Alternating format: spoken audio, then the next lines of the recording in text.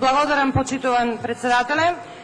Колега Сугаревски, вие сте последниот дискутант и по вас ќе треба да ги гласаме заклучоците кои што вие како политичка партија ги имате поднесено до собранието.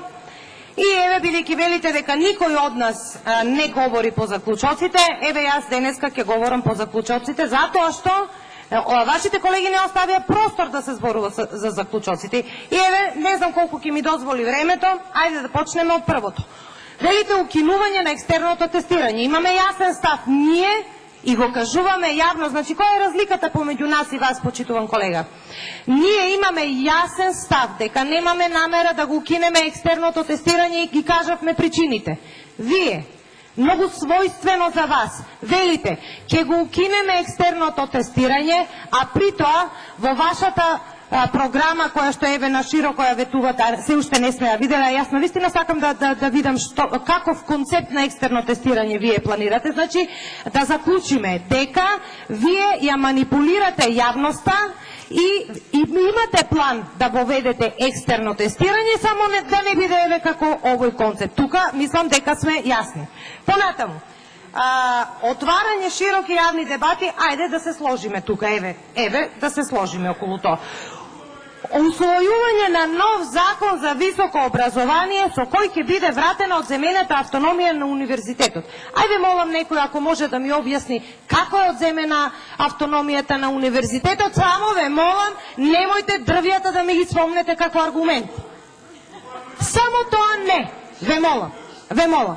Понатаму, се што имате наведено во заклучоците, веќе оваа влада наголемо го прави. Значи, целосна реконструкција на постоечки ученички и студентски домови. Кажавме и јас и сите мои колеги, и основни и средни училишта и домови. Ако сте вие правеле нешто, еве, немаше да имаме толкова потреба од правење.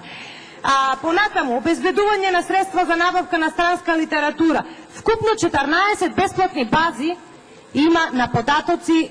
Почитуван колега Сугаревски, ве молам, консултирајте се или ќе ви ги покажеме кои се тие, за да знаете. 50.000 списанија се им достапни на професорите. Немам време понатаму. Сакам само за примерите кои што ги кажавте за екстерното тестирање. Јавниот базен на прашања кога се објавува, колега Сугаревски, има 10 дена простор за сите фалични прашања, целата македонска и стручна јавност да покаже дека тие прашања се според некого фалични или неквалитетни, тие веднаш се отстрануваат од јавниот базен на прашања, без разлика кој и да го каже тоа прашање. Значи, тие веднаш се отстрануваат. Половина милион прашања и повеќе им. Немам време да елаборирам повеќе, но ве молам во контрарепликата, затоа за нас се неприфатливи вашите заклучоци. Не се честни, не се искрени.